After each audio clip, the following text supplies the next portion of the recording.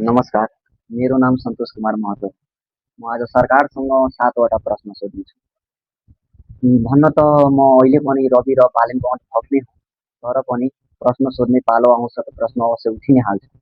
सरकारले भनेको थियो जे 100 दिनभित्रै म विदेशको गली-गलीमा गएर आफै भ्याकेन्सी पेपर टाँस्नेछु। तर 16 वर्षको उमेरमा युवाहरू विदेशतिर हुन लागेको छ।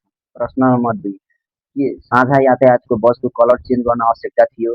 मान्छेलाई भरपर्दो गुणस्तर र सुविधाको आवश्यकता थियो? प्रश्न नम्बर 3, अर्थतन्त्र सुधारिएको हो भने किन मधेसका किसानहरूलाई अहिले पनि समयमा मल र बिउहरू पाइरहेको छैन? प्रश्न नम्बर 4, ट्राफिक नियमको पालना गराउने जरिवाना मात्र समाधान हो कि पहिला रोड र सङ्केतहरू सुधार्न समाधान?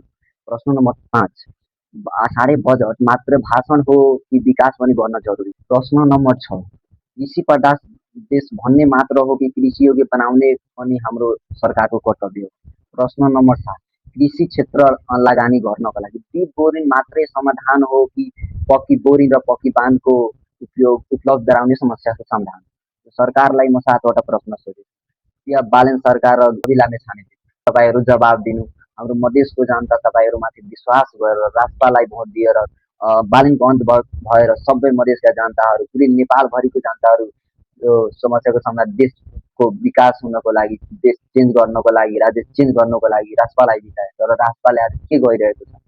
मात्र जरिवाना थपिरहेको छ। जुन मान्छे 20,000को सेलेरी 10,000 कमाइरहेको छ, जुन 10,000को जरिवाना कहाँबाट एक दिनमा तिर्न सक्छ? उसको घरमा 5 जना खाने मान्छे हुन्छ। त्यो महिनाको 10,000 15,000 कमाउने एक दिन कहाँबाट? त्यो मर्ने बाध्यता बनाउने तपाईँहरू नै हुनुहुन्छ। उसको जिम्मेवार त्यो तपाईँ नै हुनुहुन्छ। गणेश नेपालीको ज्यानको जिम्मेवार काठमाडौँ महानगरका मेयर सुनिता डोङ्गो र राष्ट्र सरकार नै जिम्मा